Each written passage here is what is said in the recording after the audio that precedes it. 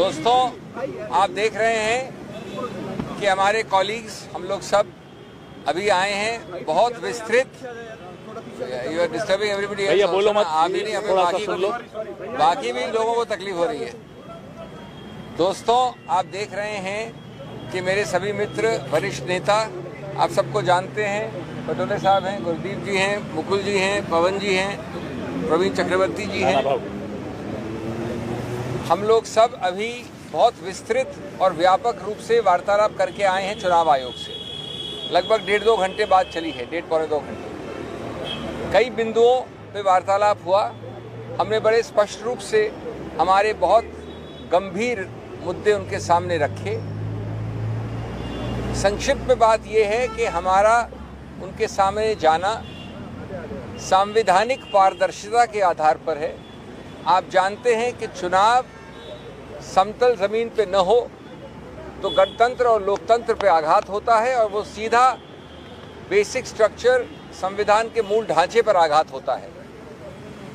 इसलिए हमने कहा कि पारदर्शिता, विश्वास और लोकतंत्र के इंटरेस्ट में ये वार्तालाप होना चाहिए। और इसका मुख्य बिंदु था कि जो हमारे बहुत गंभीर मुद्दे हैं उन पे आपको डेटा रिलीज करना चाहिए, तथ्य देने चाहिए, उसका अवलोकन और उसका निष्कर्ष हम निकाल लेंगे।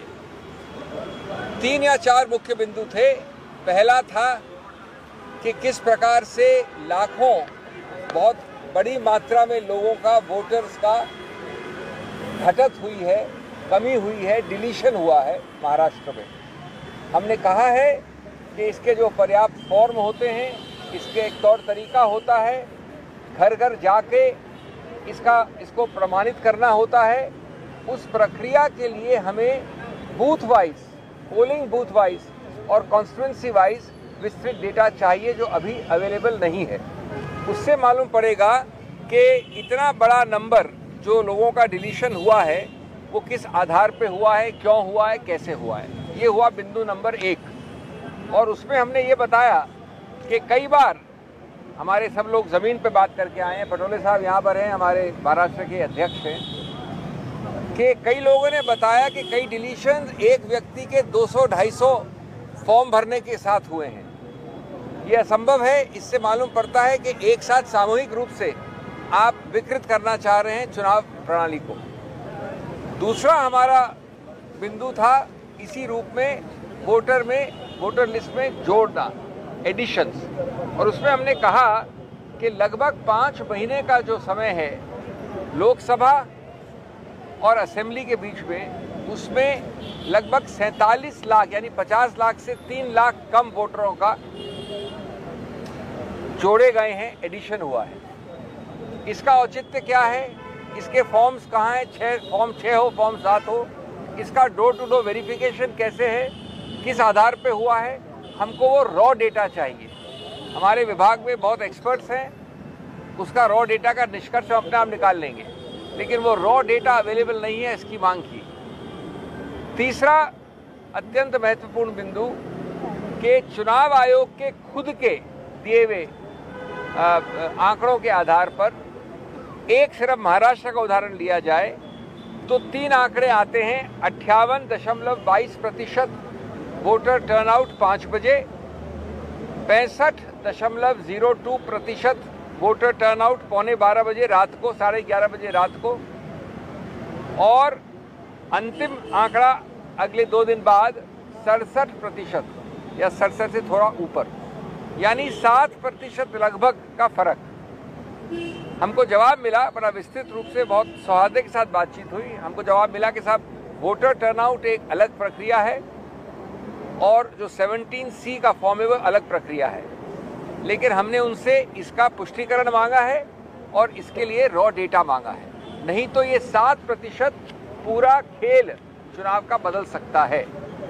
और अंत में मेरे मित्र ने, प्रवीण जी ने कई आंकड़े दिए जो हमने रखे उनके समक्ष। वो बताते हैं कि 118 ऐसे कॉन्स्टिट्यूएंसीज हैं, 118, जहाँ की 25,000 या उससे ज़्यादा बढ़त हुई है पोलिंग में, लोकसभा चुनाव और असेंबली चुनाव के बीच में। 118 और 25,000 की बढ़त, यानी काउंट जिन लोगों ने पोल किया, ये एक अप्राकृतिक बढ़त है, अननेचुरल है और अधिकतर इन्हीं 118 में सत्तारूढ़ पार्टी की विजय हुई है। 118 में से 102 कॉन्स्टिट्यूएंसी है। ये एक बिंदु बता रहा हूं, मैं संक्षिप्त में बोल रहा हूं। इस प्रकार के और कई बिंदु। ये बात सही है कि विस्तृत रूप से कई बिंदुओं का उन्होंने मौखिक रूप से हमको जवाब दिया है, समझाया है। जैसा मैंने कहा, बड़े सौहार्द और अच्छे वातावरण में ये डिस्कशन हुआ और वो हमको लिख के भी इसका स्पष्टीकरण देंगे। लेकिन हम समझते हैं कि राजनीतिक पार्टी जो देश की सबसे पुरानी और इतनी विस्तृत अलग अलग भारत के कोनों में है, उसका ये उत्तरदायित्व बनता है कि ऐसे मूल जो प्रिंसिपल्स हैं उनको आपके सामने रखा जाए, चुनाव आयोग के सामने रखा जाए। और हम आशा और विश्वास करते हैं कि जल्द से जल्द ऐसे जवाब आएंगे, ऐसे आंकड़े आएंगे जो हर प्रकार से पारदर्शिता की कसौटी को मिले और अविश्वास